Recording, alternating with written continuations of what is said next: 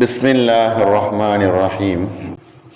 وعن ابن عمر رضي الله عنهما عن النبي صلى الله عليه وسلم قال: إن الغادر يرفع له لواء يوم القيامة يقال هذه غدرة فلان ابن فلان.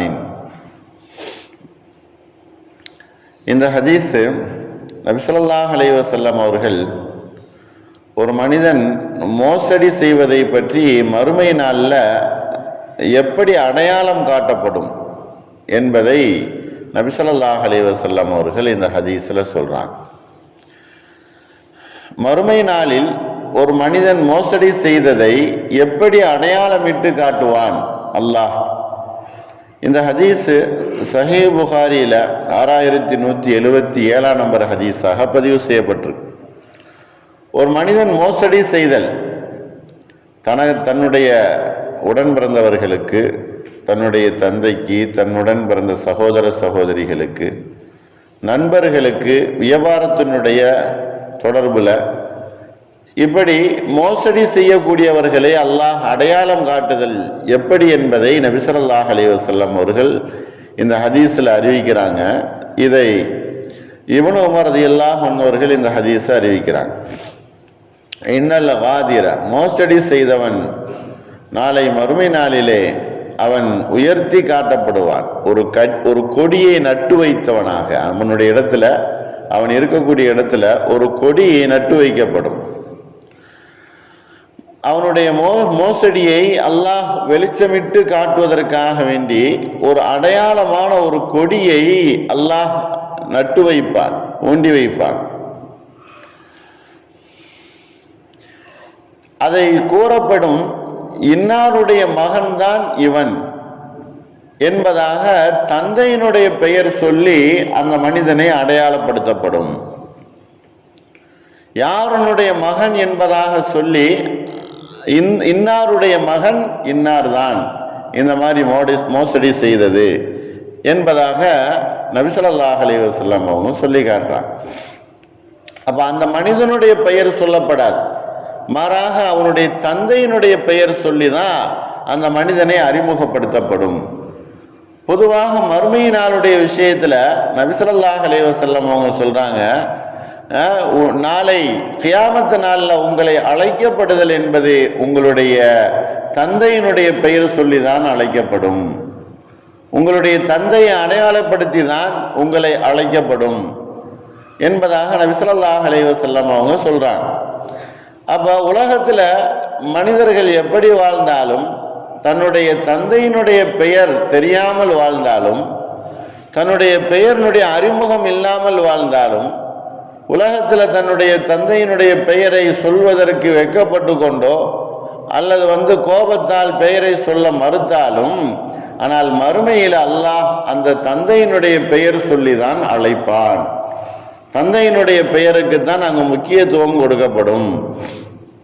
இன்னொரு ஹதீஸ்ல நபி ஸல்லல்லாஹு அலைஹி வஸல்லம் அவங்க சொன்னாங்க, அபூதாவுதுல இடம்பெற்ற ஹதீஸு, இன்னக்கும் துதவுன யௌமல் கியாமத்தி பி அஸ்மாயிக்கும் வ அஸ்மாயி ஆபாயிக்கும் ஃபஅஹ்ஸினு அஸ்மாஅக்கும்.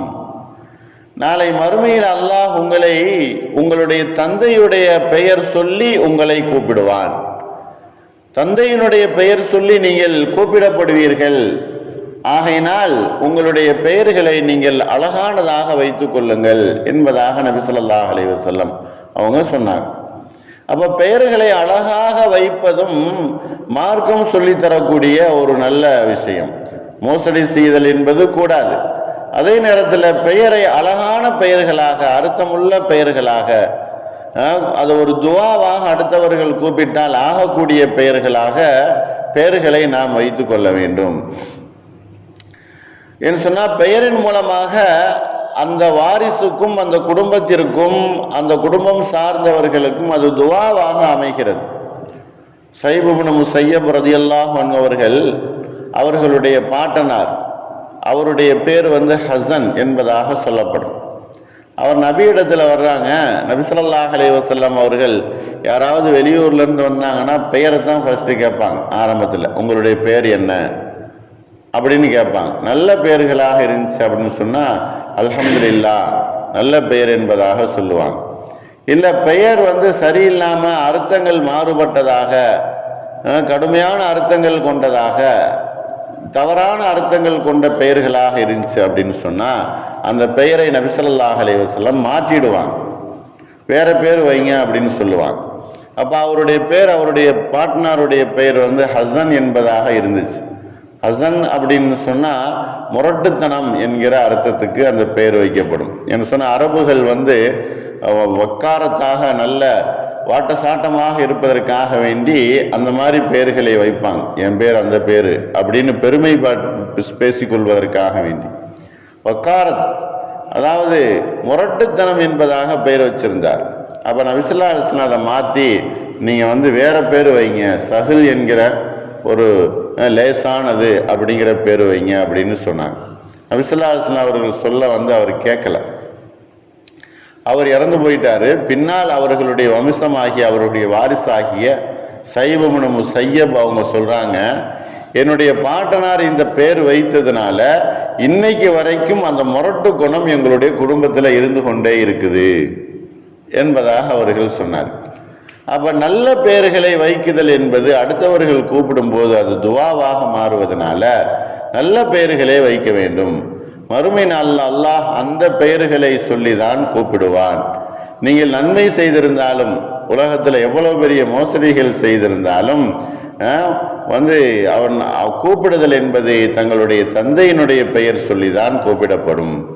பொதுவாக இன்றைக்கு பெயர் வைக்குதல் அப்படிங்கிறது முந்திய பெயர்கள் எல்லாம் பெண் பிள்ளைகளுக்கு உம்மு ஹபீபா, உம்மு ஐமன், உம்மு ஹதீஜா, இப்படியாக நிறைய உம்மு என்கிற பெயரில் நிறைய பெயர்கள் வச்சிருக்கிறாங்க. ஆனால் இன்றைக்கு அந்த பெயர்களை நம்ம சொன்னோம் அப்படின்னு சொன்னால் அதெல்லாம் ஓல்டு பழைய பெயர்கள் என்பதாக மறுத்து விடுறாங்க. ஆனால் இதைத்தான் நபி ஸல்லல்லாஹு அலைஹி வஸல்லம் அவர்கள் வைக்க சொல்லியிருக்கிறாங்க. அல்லாஹுக்கு மிகவும் பிடித்தமான பெயர்கள் அப்துல்லா, அப்துர் ரஹ்மான் என்பதாக இந்த பெயர்கள் நம்முடைய குழந்தைகளுக்கு, பேர குழந்தைகளுக்கு வைக்குதல் அல்லாஹுக்கு மிகவும் விருப்பமான பெயர்களாக இது இருக்குது. இன்றைக்கு இன்டர்நெட் ஆன்லைனில் பிள்ளைகளுக்கு பெயர்களை வைத்து எந்த ஒரு பெயருக்கும் அர்த்தம் தெரியாத பிள்ளைகளாக வளரக்கூடிய நிலைமைகள் இன்றைக்கு இருந்துகிட்டு இருக்கு.